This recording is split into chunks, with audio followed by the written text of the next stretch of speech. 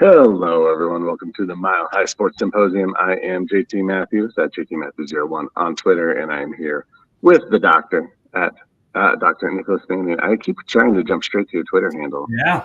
I really am concerned about getting it right, so then I just don't actually introduce you. At DR_N Manning on Twitter. Doc, how you doing today? Kids are back at school this week.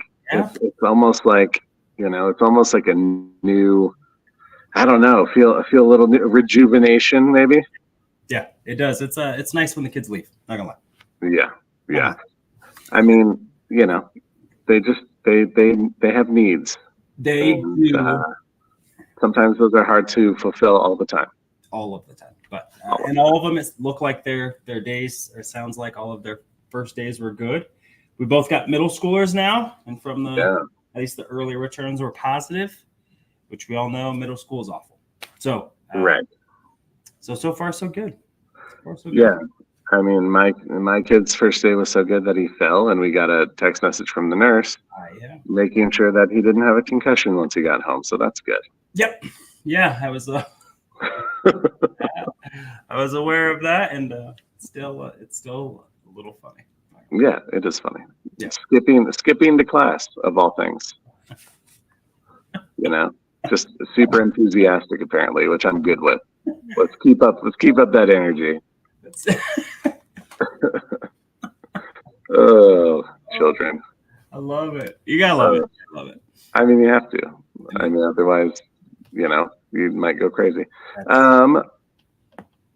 And we got some nice weather today too. Have you been outside? Have been able to enjoy it at all? It's nice, cool enough. Like both you and me, not overly fans of the hotness. No, we've really got like a hot season again. So, I mean, global stuff and all. But yeah, today was nice. I'll be outside again today. I got a bunch of running around to do with the kids, activities, yada yada yada.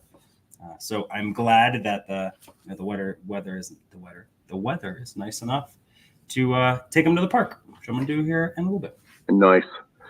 Yeah, I'm glad that it's still a little bit nice, not overly hot. It's getting close though. I think after having a few cool weeks, having another decent heat was a little bit jarring today. But I'm glad it's nice. I'm glad the kids can go outside still. Soon we'll be begging for summer again because the kids will be able to go outside and we'll just be like, why can't you leave our house? All right. Well, let's talk some Denver sports. I want to talk about, of course, I love to start the show talking about Nikola Jokic. Let's talk about Nikola Jokic. Bronze medal winner in the Olympics. Pushed Team USA to the brink.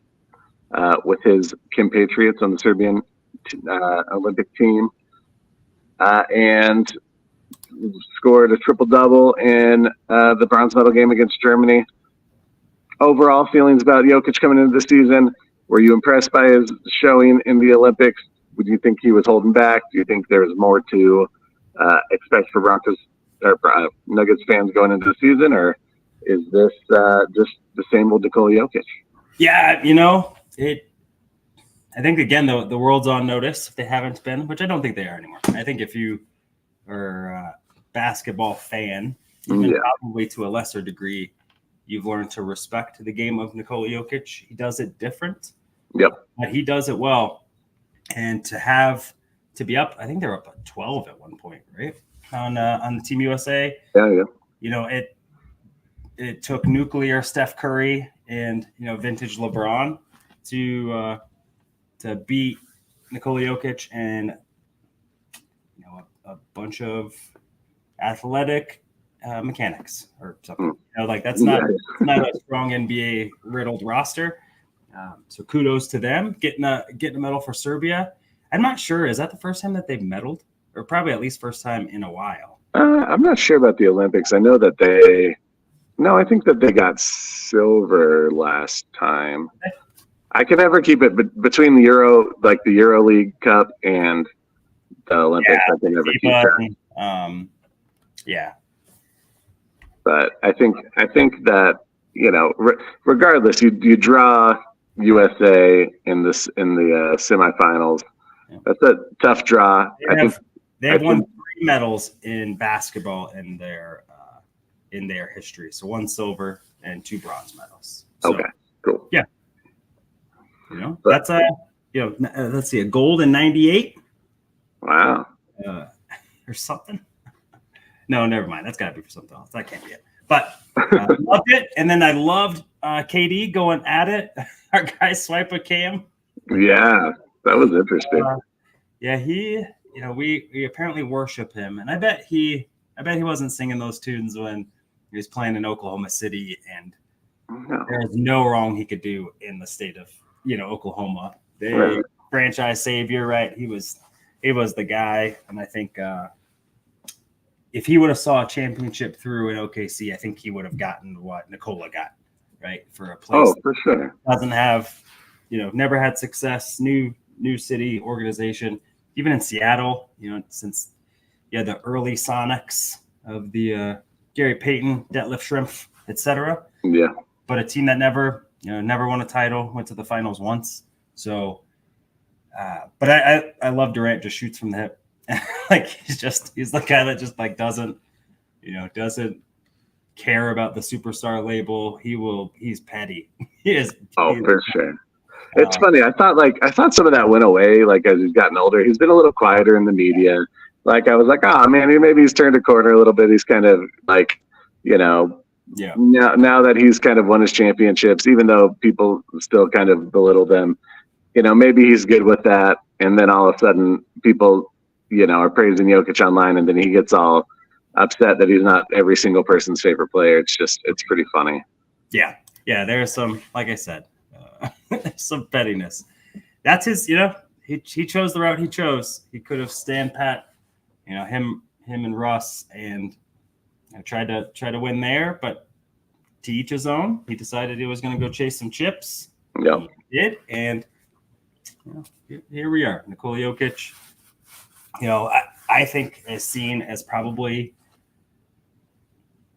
maybe even now, right? If you compared those two's careers to like the same age 29 season. Yeah. Nikola Jokic is by far more accomplished. So Finals MVP, 3 MVPs. I think that there's a little, probably a little envy in there. Yeah, for sure. Especially because Nikola Jokic doesn't ask for any of it. This region just him. And he, KD is a flavor. Not everyone loves him. But I definitely appreciate his basketball premise, and those games were fun to watch. I didn't really tune into a ton of Olympics, just being busy, but watching those guys go at it, and then again, actually, just Steph Curry. If anyone has a chance, just go watch like the last 10 minutes of the gold medal game and watch Steph Curry. It's like the last 3 minutes of regulation, you're like, oh, this game's tight, and then Curry hits back-to-back threes, and you're like, oh, this game's over. In a matter of 2 possessions, like really. Yeah, and it's cool to watch like those guys in their prime. LeBron James looked like for sure. Watching Steph Curry just go nuclear, Kevin Durant, turning it on, Anthony Edwards having some real strong showings. So just watching that, and especially kind of the older guys that have grown up as we've grown up, right? Like Curry and LeBron are all kind of our age, and watching those guys do what we saw them do, in the early 2000s was just dope. It was really good. There won't be another team, I think, like that for a while. Yeah. I'm going to see what the new renditions of the Olympic squads look like, but super excited for Nikola. I loved watching his, the love that he gets from Serbia when he goes home. It's like Buffalo Bills fans, like they're partying. Yeah. He gets on for the Browns, like just sea of Serbian people. Yeah. Loving their superstar. So as they should. Yeah. So as they should. Overall, loved it. Now excited to let it dull down, go into Broncos time before they ramp up and start training camp in October. Yeah. We'll have a little bit of a drought with Avs and Nuggets talk right now. So it's going to be more stuff to talk about. But to be honest, right now, no news is good news, because that means that either someone's hurt or in trouble, getting in trouble. Yeah. So. Yep. All right. Well, let's talk Denver Broncos. And I think, we haven't given any reaction to, there's been a lot of reaction to the preseason game, but we've yet to do that. So I think that's primarily what we're going to do here today. Do we want to just jump right into the quarterback play, or we want to make them wait for it a little bit? Ooh. Yeah. Let's go. Let's let it rip.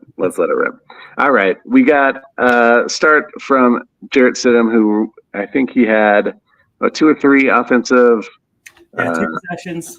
Possessions. Yep. My impression early on was solid. There was nothing there that A, blew me away, or B, was super detrimental. There was an interception that was on his watch, but it clearly was not his fault. It was off the hands of the receiver. And ultimately they looked fine. I was happy. We mentioned early, we saw a slant, which I don't know. I can't remember the last time we saw one run, especially early in the season. That was nice. The play calling was interesting. There was some variety to it. There was a good balance to it. But takeaways from just that first group out there. Thoughts on Stidham? Yeah, Stidham is he's a guy that has to stay on schedule because he can't bail you out. He doesn't have enough athleticism to really threaten the defense as a ball carrier, and in my opinion, doesn't have the playmaking skills or the arm to really threaten you vertically. So he's kind of a perfect backup, probably really good for the room, good mentally. Can come in and probably keep a team afloat. We saw it last year, right? Splitting the games 1-on-1. You kind of appreciate that. But again, he showed who he was, which, like you said, is just bland, right? He's like a chicken with no seasoning. It's just, all right, got the job done, got my protein in. But it's not really what I'm looking for. I was pretty disappointed to see Samaje Perine. I thought his efforts, and we'll talk about him in a little bit. That ball carried him just right into the hands of a defender. Yeah. So that was really frustrating. I think for Stidham, when you know what you have on the line and your drive gets cut short because a guy that is a professional, has really good hands. That's not something normally you see. Right. So feel for him on that. I really loved even just the first play, right? So you got play action, half boot, throwback. It was nice to see Court get involved early. Yeah. That one that shows kind of the creative game planning now that Sean Payton feels really good about. We'll talk more about that here in a little bit too. Yeah. And it shows Jarrett Stidham's ability for some feel. So I like Stiddy. I think he's a quality backup player in this league. Will probably, Chase Daniel himself through a couple of contracts, and ain't nothing wrong with that. I feel okay if he were on my roster, but I think it shined light on his limitations, and like I said, it's Mayo. It's all right. Yeah. There's nothing elevated to his game. It is pretty cut and dry. What you see is what you get. And I think for a backup, that's probably what you want, honestly, or at least someone who's going to be able to be a game manager, execute the game plan. May not be able to make all the big plays over the top, may not be overly flashy, but is still going to produce and be able to go out there and make minimal mistakes in big moments. And that's something I think he can do. But let's talk about the quarterback we've been wanting to talk about this whole time, and that is young Bo Nix. Just give me first general impressions, just overall feel throughout the game as it went on. He had a number of possessions as well. He came out after the half and had some possessions after the half. How'd you think he looked?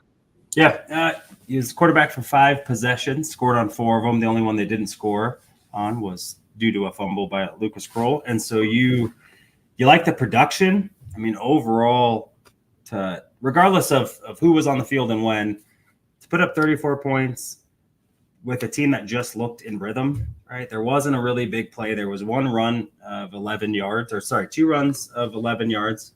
Nothing else more than that. There was a 33-yard pass play.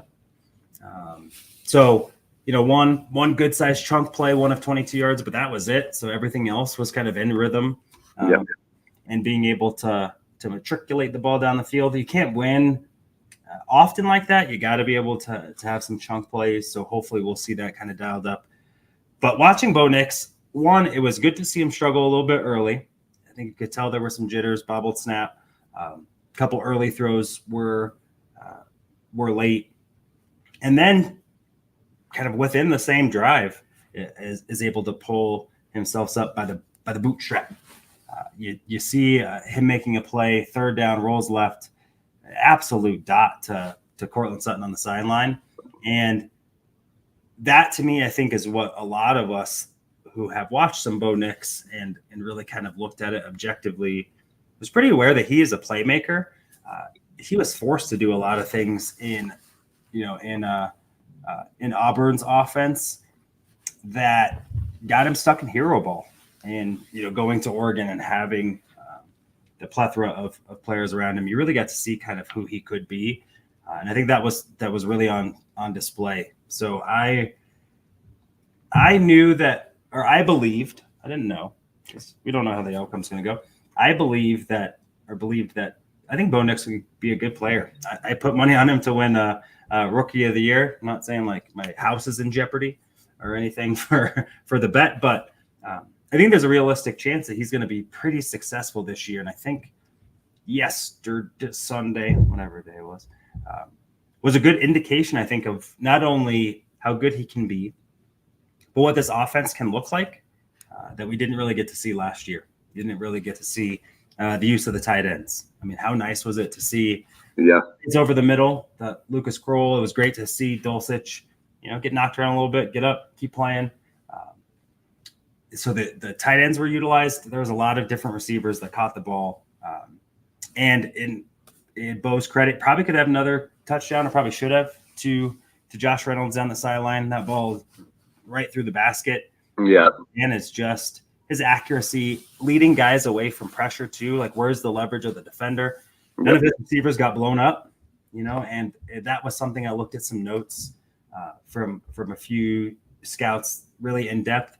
That's something he got praised for the last several years, was his guys don't take shots. He puts them in a good spot. So we look at it like, wow, that throw was late or it was low, but really that was placed there to give his guy insight and being able to get yards after catch. So in short, and we'll go on it maybe a little bit more specific, but very impressed by what Bo Nix did. There was some good, Indy is a well-coached team. They still had some guys out there. Not necessarily that I would say that he's going to look that good all the time. But I think there was enough transferables that you got to feel really good about it. Yeah, I mean, for a first outing, this is kind of what you want to see, right? You expect that there's going to be some early, not fumbling of the ball, but just like early jitters, some nerves. You got to get used to the speed of the game. That's something that's always talked about when you're talking about quarterbacks and processing and just kind of getting a feel of the game. And then once you settle it in, you started to look a lot more confident. He started to be a little more daring with the ball, though I would say he played within the parameters of the offense, which is fine. For a rookie, that this is his first actual play time, really. This is what I wanted to see. I wanted to see him throw the ball. I wanted to see his athleticism, but I wanted to see it at choice times. I didn't want to see him scrambling and making plays with his legs unless it was needed or that was the right play. I think he showed that he has that athleticism and can use it when needed. But he really focused on getting the ball to his receivers, made concise, tight throws. Overall, I thought he looked pretty poised back there. His feet maybe had a little bit of happy feet at times. Probably needs to kind of plant and make those throws a little more with a little more control. But overall, I was impressed. Not too many off throws, and the throws that were a little bit off, they didn't result in turnovers. And I think that's a great jumping off point for a rookie quarterback. Yeah, there were a couple of throws I think that probably, if they give any of us a really good sense of answering the question, right? The zip out to Marvin Mims, that's pick six. Like, that's a brave ball to throw. And not only kudos to Marvin Mims for running a really good route, right? The timing on that has to be where it has to be, or we're having a different conversation. Yeah. That just shows big time throw. It shows confidence. It shows a good read. It shows understanding of leverage and where to put the ball and being able to put it where you want it. A lot of us want to be able to throw that ball. Oh, for sure. And so there was another play. There were a couple, I think, on his third drive where you could see the processing. And so there are throws to the flat or to the outlet, but they aren't sight throws, meaning he's looking and processing down the field, goes through his progression, and I'm being able to watch it, first read, second read, third read, and then he turns and throws it with anticipation to the hot, right, or to the flat route, because he knows where he has it. He doesn't have to look over at the running back to see the running back there to throw the ball. He knows that that's going to be there. I'm going to go 1, 2, 3, which means he can stay in his progressions longer before being able to go to his outlets. I thought that alone, me seeing that and feeling pretty strong and watching that on back-to-back throws, just being able to mark that down, and it goes to show probably what Sean Payton really loved about him. And I think, Jolene hit on that. Loves the way that vets talk about Nix. They talk a lot about his processing, which, if the mental part of the game can be slower for you, the physical part, right, you don't make it to that level unless you got good enough traits. Like, you just don't. Right. Oh, what his traits can do. He has more than enough arm talent. He was the number one dual quarterback coming out of high school. So his athleticism is plus. Not good enough. He is a good athlete. And so that part's super exciting, because I don't know that most people believed that or knew that or maybe understood that this guy we will get an upgraded athletic version of our quarterback that we've had over the last several years. Better than Drew, better than Russ at this stage, et cetera. And so you got a guy that can scamper and get first downs. You saw that. And so if you can add that with the processing, that part's super exciting. It really is, to be able to have that with a young guy. It's something that you don't have to translate or hope for. Let me rephrase, like hope for, right? So you really hope, that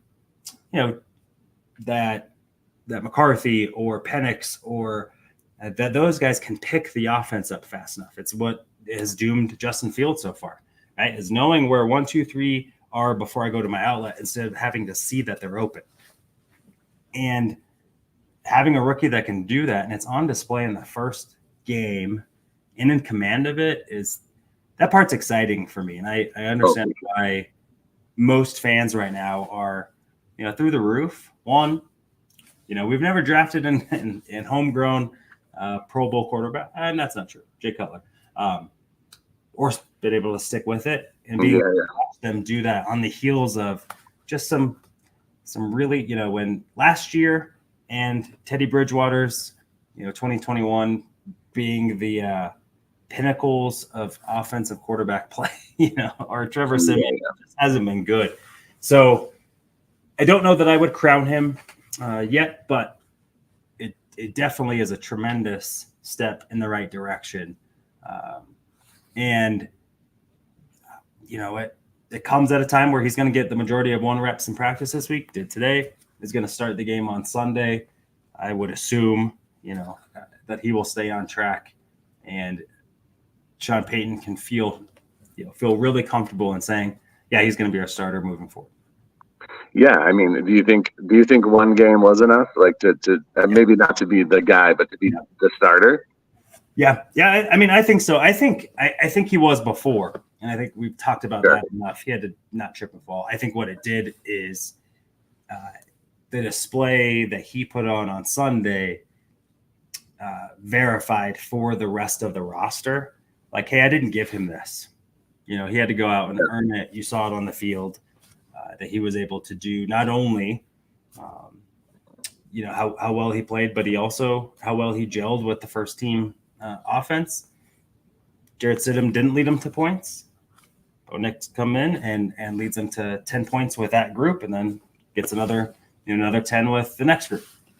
And how his play didn't dip necessarily, even though the personnel did. So I think it goes for the roster, right? And being able to sell that goes for Jared. Like, hey, we gave you a good opportunity to be able to earn this job. We did right by you. And I think that, to me, that's even more than fair. I think I wouldn't have waited that long. But Sean Payton knows what he's doing, right? I think there's a method to the madness. And watching how it played out on Sunday, people didn't think Sean Payton is the right guy for the head coaching role. I think you got more evidence that, he is as good as he thinks he is, which he thinks he's really damn good. So, so it definitely lines up for him right now. Yeah. Let's talk a little bit about Zach Wilson. We'll just wrap up the quarterback talk. I thought he played well. I think there were some errant throws that he's probably fortunate didn't end up in turnovers. Just some bad timing on some throws across the middle of the field. Ultimately, though, was efficient. They scored the ball when he was on the field. He looked comfortable. I think he looks like he's still learning. But I think what we run into with him is more that processing and that ability to throw on time, and concerns around that. I think there's debate whether he's going to do enough in the preseason or has shown enough yet to be in consideration as the backup, or at least stick onto the roster. How do you feel like his performance was? Yeah, it's going to be interesting how this room shakes out. So he was 10 of 13 for 117. Again, had the biggest play of the day at 33 yards. You watch his arm talent, and it's easy, right? Yeah. Very Aaron Rodgers-ish in how little motion he needs or effort, and the ball kind of jumps. You see the tick that it takes a little bit extra for him to process. I was more than impressed. However, recognizing, it's number 2 overall draft pick talent versus 3rd and 4th string guys. Right. So would love to see him get the 2s reps on Sunday and see if he's a guy that, you elevate the competition. How does he blend with the guys that he would be on the field with, barring something happening? But I think it gave you a good problem to have. I think the offense moved just fine with Zach in there. You saw his mobility too on display a little bit. You saw his arm talent. You saw some of the headache still, but not much of it. I think he was pretty corralled and in his decision making. So I like what I saw with Zach. The question I would even have is if Bo Nix wasn't drafted, and what you saw from Zach Wilson on Sunday, as a flyer, right? There was no quarterback available where we were picking. You take a swing at a young, talented guy. I feel pretty good that, like, hey, you know what? I think Sean Payton can do something with him. I wouldn't be as ecstatic as I was watching Bo Nix play. Yeah. But I think it was enough to be able to say, hey, you know what? You can see why the kid was drafted. And the Jets, I'm not going to give them too much credit. They didn't really do a good job with the kid either. No. So, you hope that the trauma in playing for the Jets kind of reduces. He gets settled, and really has that kind of the quarterback rehab that we've talked about. So I was pleasantly, appreciative and surprised by how good I think all 3 looked. Yeah. Which, by most people, this was the worst quarterback room in the NFL. And maybe it is by raw talent, right? Stack it up, all those things. Sure. But love Drew Lock, still my guy. But it looks way better than that Giants that Giants room looked. That is a fact. I think you could go through quite a few teams and feel pretty good. Sadly, JJ McCarthy is going to be out, torn meniscus. I think this room looks better than that room.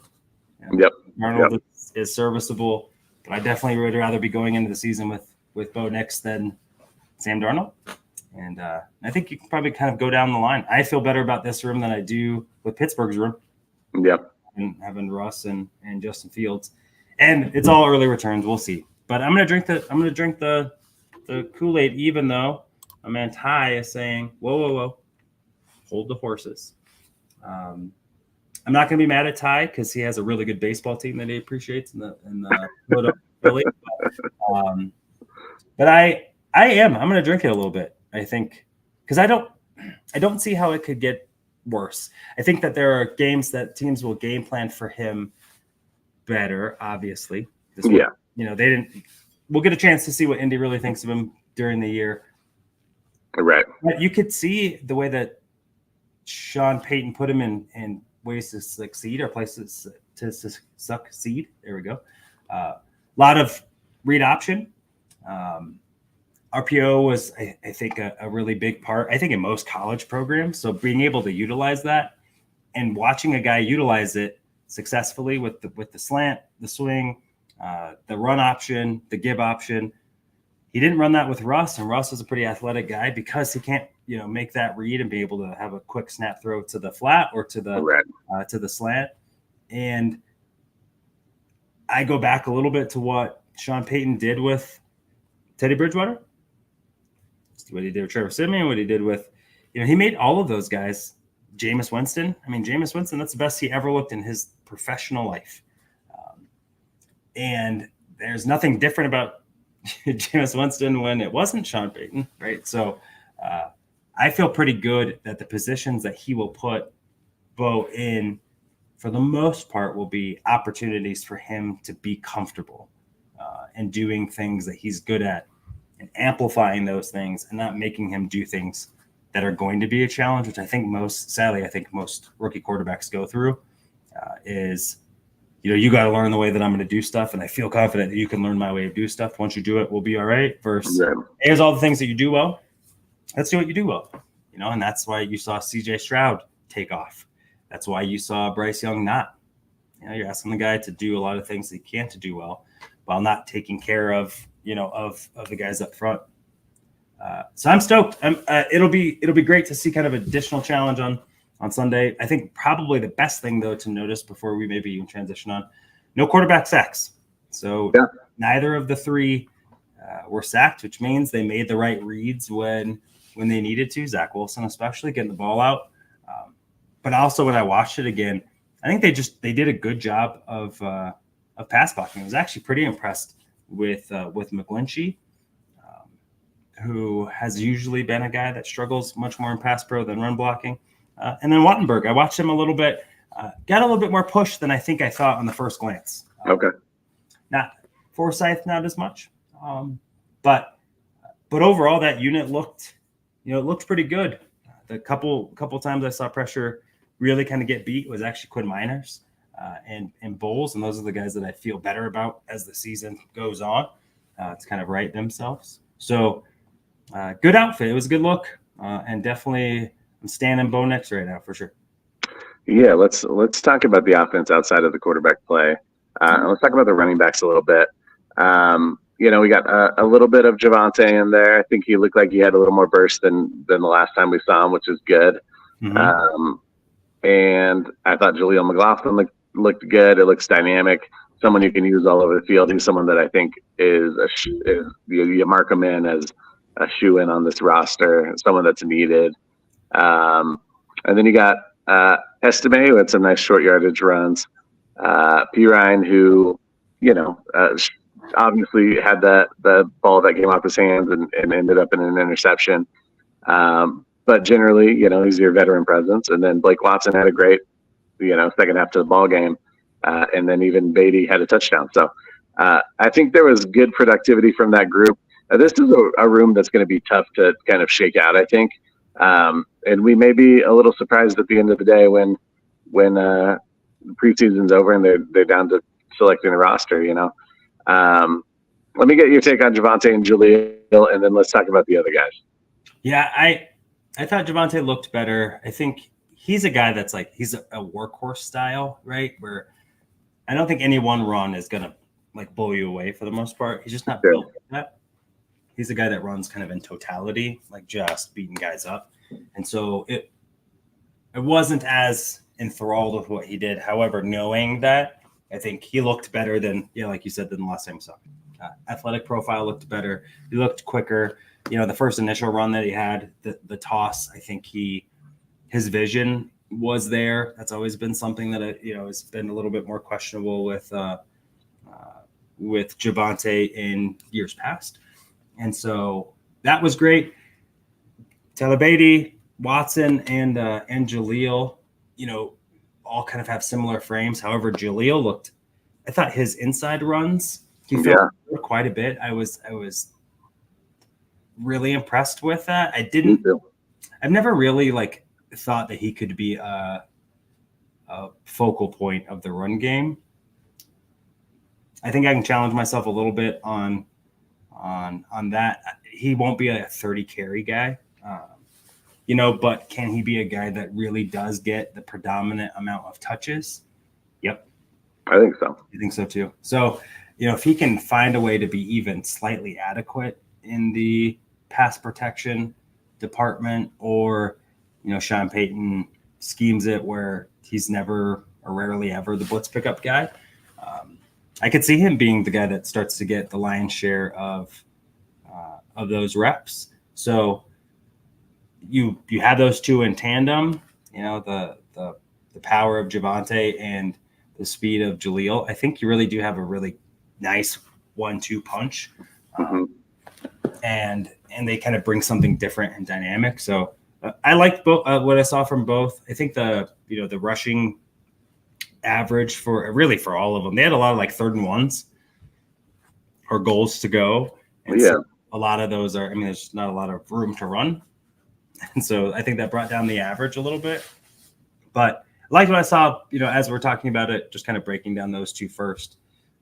Liked them both. I was much more impressed with Jaleel. I think he showed me more than Javonte did, but I also understand the circumstances in which we're watching Javonte. It's not really a place that he's going to be able to flash, for sure.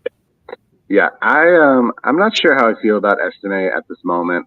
I thought that I think he was efficient in what they asked him to do, which was a lot of short yardage situations.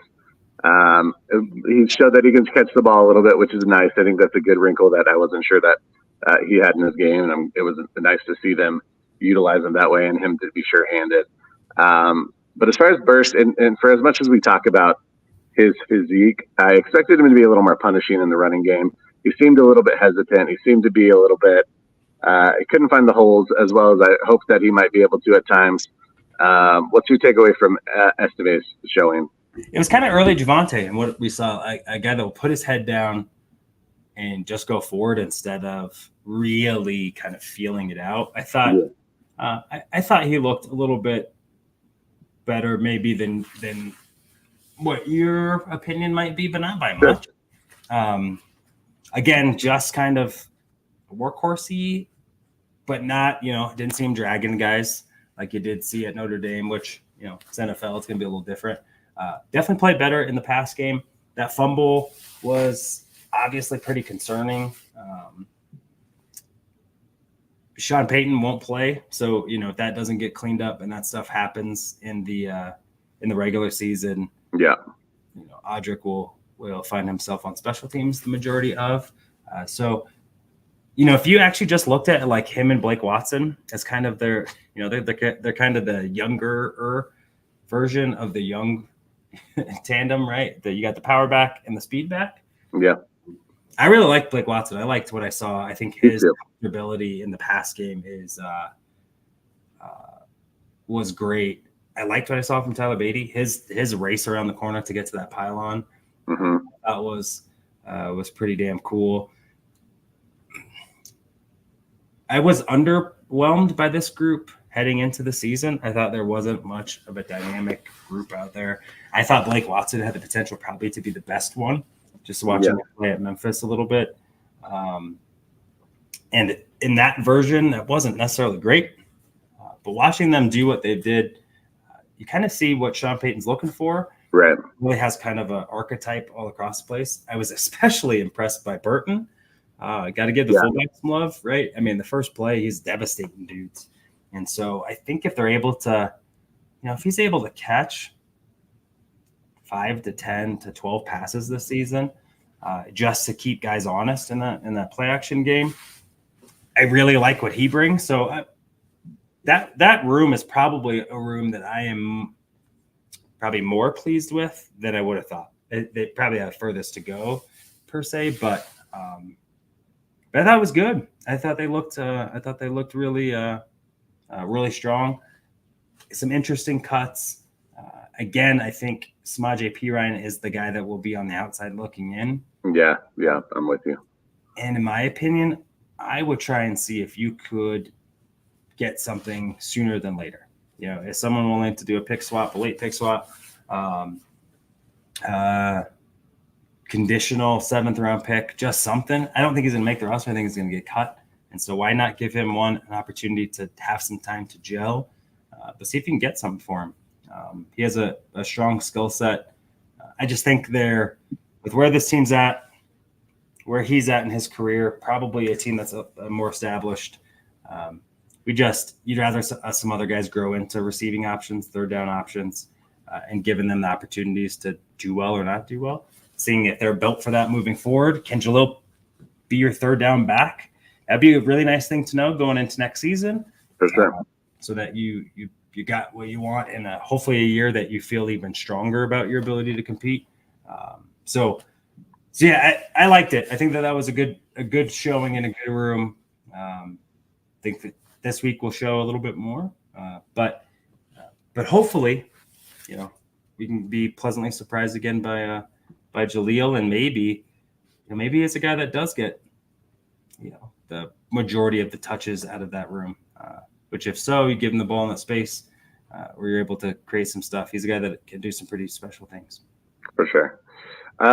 Instead of going group by group, let's just talk about anyone on the offense that popped for us. Anyone that you want to highlight. I'll start, and this is just kind of a small one. I don't know how much.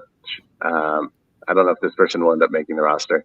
Devontae Jacobs, though, at left tackle, I think he had some nice plays. He is more athletic than I knew. I didn't honestly know much about him, but he got out on the outside in the run blocking game and was clearing guys out and was effective.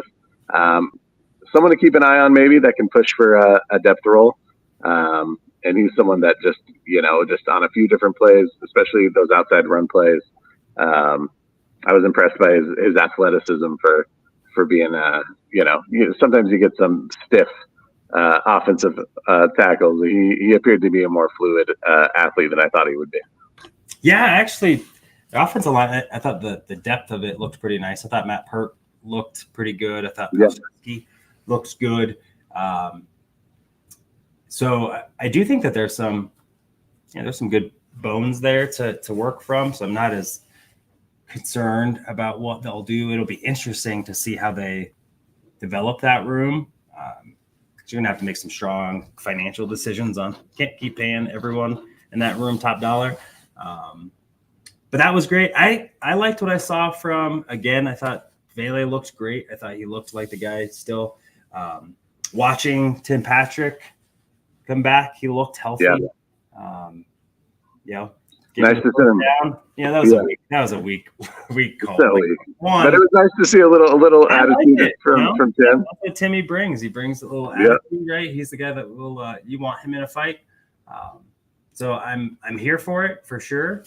And again, I liked what I saw from Lucas Kroll. I know that it was a bang play on the fumble, but 4 targets, 4 catches, 31 yards. He's the guy that caught it, was able to make a move, get upfield. So he was a guy that kind of flashed what maybe we hope he did. I thought Hunter Kampmoyer, who is a 26-year-old rookie out of Oregon, been bouncing around a little bit, but hasn't really been on a NFL roster to start the season. I thought he looked really good.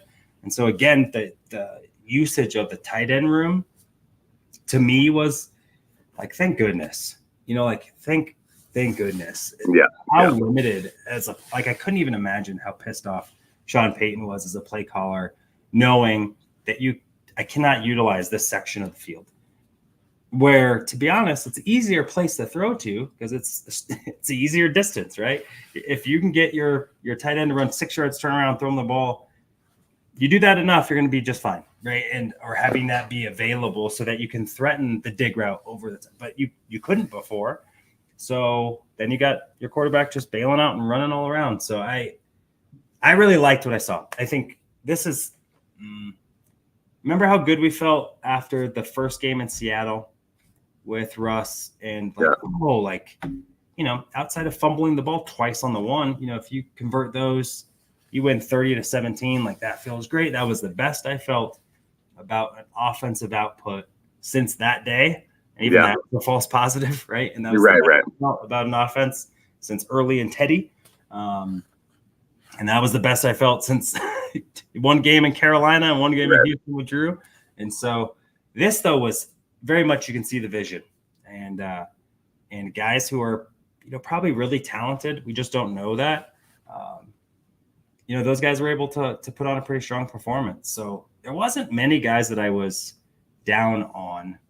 There were more guys that I thought impressed. The only one really that I really wanted to see something from, probably two actually, was Michael Bandy. I thought he has a chance to kind of be the slot guy. He got one target, didn't really make himself available much. And Troy Franklin, I think, is we just got to be okay that this will not be a year where he's going to be a guy that is it's a red shirt year. Get in the weight room, get a little bigger, continue to work on your craft. We need you next year. I think this year is good, but with Court and Tim probably not here next year, that'll be an opportunity for him to step in and shine. So kind of just give him that. Outside of that, I really was, I was more on than I was fading any of those guys. So what about you? Any guys disappoint? Any guys that you were, you wanted to see more from and they really just didn't give it to you? No, I don't think there's anyone that really stood out as a negative. I agree with D-Rock further up in the comments who said he wants to see more Dulcich. I too want to see more Dulcich. Yeah. I hope that they are, planning on at least trying to get him the ball or calling some plays for him as the primary. That would be nice just to see what you have.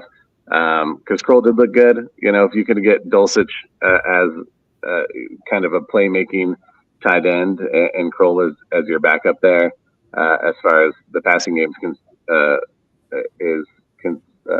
I don't know what I'm trying to say, but in the passing game, that I think that would be a good, nice 1-2 punch. And then you have Troutman, who's kind of still going to be your go-to as far as your starter. But those are guys that's not a solidified position in my mind. I think Troutman has the early lead because he's Sean Payton's guy and he does things well in pass pro. But I think Dulcich and Kroll, have some ability to be able to bypass them with some good outings. And then I just wanted you to answer this question from D-Rock also. If Reynolds continues to drop crucial passes, does he make the team? Thoughts on that? We did talk about a drop that he had in the preseason game. Obviously, no preseason game catch is that crucial, but obviously you want to see him making those catches as they come up. Yeah, I mean, it's a guy that in the NFC Championship game really had some egregious drops. Other than that, I mean, he played pretty well last year. So would there be a way he doesn't make this team? No. He's shown a lot in camp. He's probably been the best wide receiver day in and day out over time. And so I don't think he undoes any of that. Has a 2-year deal, so got most of his guaranteed money this year. So you probably want to see if you can get some return on that. But I think it's a guy that I think the room is good enough now that he will lose. Right now, he's kind of wide receiver 2. it's Cortland, it's Reynolds, it's Patrick, probably kind of right now. I think he's a guy that would lose reps for sure. Yeah, for sure. So, especially with Court and Tim Patrick being similar builds, and you really want the Marvin Mims pop factor. So I think he's a guy that would lose reps if he does it, and then probably wouldn't be here next year if that were the case. But I think right now he's shown a lot for most of camp. He looked really good in the game outside of that ball kind of going through the wicket. So you hope that's it's just one. I think he'll be okay though. Yeah, I agree. I don't think there's a scenario where he doesn't make the roster. Though I do agree that he could lose some reps, especially with a young guy that they want to get ingrained in that offense. And so I think that he's got to be careful. He's got to be intentional about it. I don't know if you can incentivize him somehow, but maybe that's a way to go too. But regardless, I think he's on this roster. Let's jump to the defensive side of the ball. We haven't talked defense much. Takeaways just from the defense in general. I was a little underwhelmed by the pass rush. I hope to see a little more pressure. Though I wouldn't say it was terrible. It just, I was slightly underwhelmed. Secondary, I was actually impressed with the safety group. I like that group. I think that there's some depth there. There's some interesting players. Of course, I've been a JL Skinner guy, but I was excited to see Devin Key. I thought he had a nice game. I thought he he was really a nice surprise. I thought he played with some tenacity. I thought he really came up in the run game. There's a play where PJ goes for a pick and misses it. Tight end. I think that was Ollie Cox, maybe. I mean, just a big dude. He is not that big, and he came up and laid some solid wood. So that I agree with you. I thought that the safety room, you can see why they moved on from Caden Stearns a little bit, right? Yeah. Probably is more talented or has more talent than some of those guys. With his injury questions, they wanted to see what they got in those guys. They felt pretty good about it. And I agree. I thought that's a room that surprised in a really positive way for sure. That's a good call. I really like what I saw from Riley Moss. I thought Riley is probably that dude now. He's cornerback too. I think we'll see hopefully how that goes. But bring some good size over in that position. 6 foot, almost 200 pounds. Plenty fast enough. There were a couple plays where he was right there, and then a couple plays where he had a PBU, at least the way that I marked it. So I really liked that. I liked what I saw there. I really liked what I saw from Jonah Ellis. Yeah, me too. He was one that I was going to mention. Yeah, I thought he held the point of attack. I thought he got around the corner and he got himself a sack, if I recall. And that was great. Yeah, that run out to the outside where a couple of times where he was there in coverage, which probably didn't get asked to do a ton at Utah, and showed some athletic availability or some of the athletic skills that will increase his availability to be able to play quite a bit. I would say, I thought DeAndre Tillman played really well. Tackle for loss, forced fumble. I don't know what that will translate to, but there's some dudes that played pretty well. Malcolm Roach, I thought was he was one for me too. I think he was mean in the run game, and so I thought Damari Mathis played okay. I feel better. I think Riley sewed it up. I think you got your 3, but I think he brings. I think he makes you feel comfortable that if he's got to play, I think he's better than the kind of broken version that we had last year for sure. Yeah, I was going to bring up Malcolm Roach. I thought he was impactful. He was penetrating. He was plugging up his lanes. I thought he did a really nice job. I wanted to see a little more from Barton and Jonas Griffith. I didn't see any separation from either of those guys. Any thoughts on the linebackers kind of in general? I didn't really see Darren Browning didn't pop for me. My guy Jonathan Cooper didn't really pop for me. Any concern with that group? I know we did talk about Ellis as someone we did like. Incoom was another guy that didn't really pop. Feelings on that group? Not yet. Yeah, I think that they played okay. I thought Barron looked pretty good. I thought Cooper looked fine. But like you said, I didn't really see anyone outside of Jonah really like you kind of saw it. So hopefully maybe that gets a little bit better. They got to be able to get pressure without bringing blitzes. However, to note it, John Franklin Myers didn't play, right, and Zach Allen didn't play. So you kind of look at that as a couple guys that have got more attention. Indianapolis does have a really good offensive line, so chalk some of that up to what you will. From linebacker position, Alex Singleton picked up where he left off. That guy was everywhere. I thought Cody Barton looked okay. I thought Jonas looked okay. There were a couple plays that you could see some miscommunication, though, between the two. There was a play where you could see Barton followed the wrong guy across the middle. So then now he's dragging, causes Singleton to be late and being able to pick up the vertical route. I hope they get that squared away. So not overly confident in that other linebacker spot, in how much they'll sew that up. I do feel pretty good though about Jonah's floor. So I think that they'll be okay there, but I don't think that position outside of Alex Singleton is going to be very dynamic. But I hope I'm wrong. Hopefully they find a stud, and you got Danny Trevathan and Brandon Marshall all over again. And, but I don't think that they're emphasizing it that way. I think being in diamond nickel more often, you just need some guys that can play the run and be competent in the pass game. And then, obviously with JL Skinner and what he can bring as a bigger guy, maybe that will be some of the plan that they have in helping address kind of the nickel backers. Yeah. Last player I want to kind of touch on, and kind of going back to the secondary. We talked about Riley Moss. I did think he had a good outing. I did think Damari Mathis, for the most part, looked good. But I was talking about Chris Abrams-Drain as someone who could potentially – I saw someone on social media saying CB2 for Chris Abrams-Drain. I don't know if we're ready to go that far.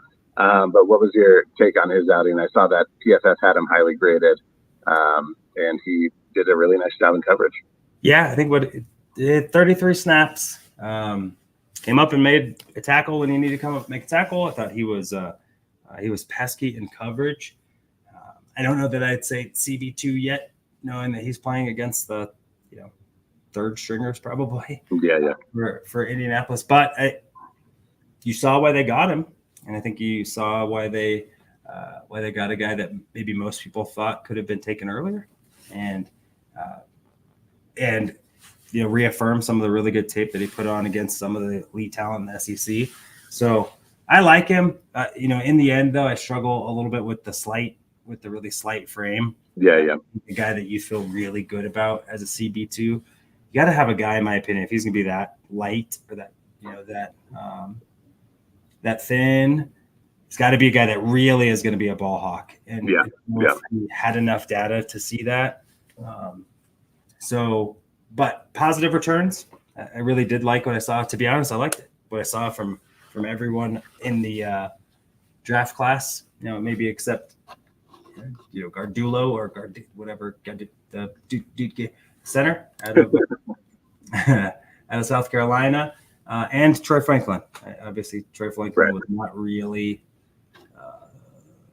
was not really on display, but I thought the rest of the guys showed why the Broncos got who they got and when they got them. Joe Nellis looked good. Bo Nix looked good. That estimate looked just fine. I thought Abrams-Drain again. I thought he looked good. Valet looked phenomenal. So you're maybe tipping the cap to how this brain trust is working with George Payton, kind of the super scout, and Sean Payton with the vision and the kind of final say.